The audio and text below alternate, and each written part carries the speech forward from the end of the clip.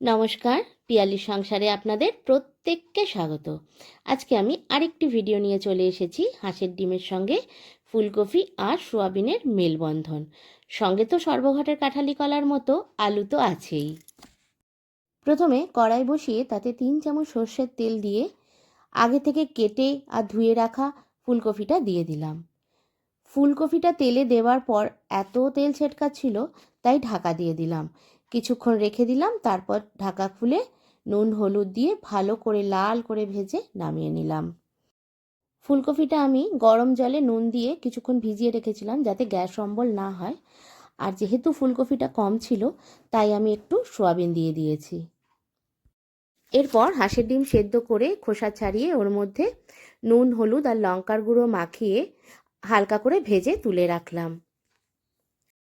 ওই কড়াতেই আরেকটু তেল দিয়ে ওর মধ্যে কেটে রাখা আলুটা দিয়ে দিলাম, দিয়ে ভালো করে ভাজতে থাকলাম। কিছুক্ষণ ভাজার পর লবণ দিয়ে দিলাম, তারপর ভালো করে ভেজে লাল হয়ে গেলে আলুটা নামিয়ে রাখলাম। একই তেলে 2টো এলাচ, একটু দারচিনি, 2টো তেজপাতা ফোড়ন দিয়ে আগে থেকে কেটে রাখা 2টো পেঁয়াজ কুচি দিয়ে দিলাম।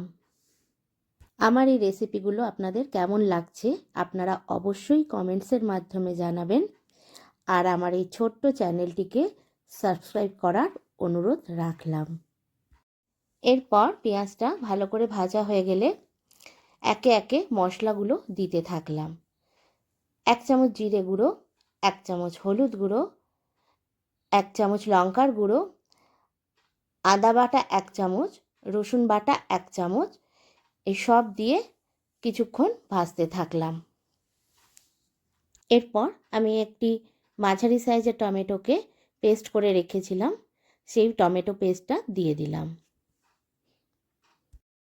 যতক্ষণ না তেল ছাড়ছে আমি ততক্ষণ কষাতে থাকলাম। এখানে বলে রাখি, আমি সয়াবিন আলাদা করে ভাজিনি, তবে আপনারা চাইলে আলাদা করে ভেজে নিতে পারেন। এরপর স্বাদমতো লবণ আর সয়াবিন দিয়ে আরও কিছুক্ষণ কষাতে থাকলাম। আমি সয়াবিনকে ফুটন্ত জলে গ্যাস অফ করে ঢেকে রেখে দিয়েছি। তারপর অনেকটা ঠান্ডা হয়ে যাওয়ার পর 4-5 বার ভালো করে জল চিপে চিপে আমি ধুয়ে নিয়েছি।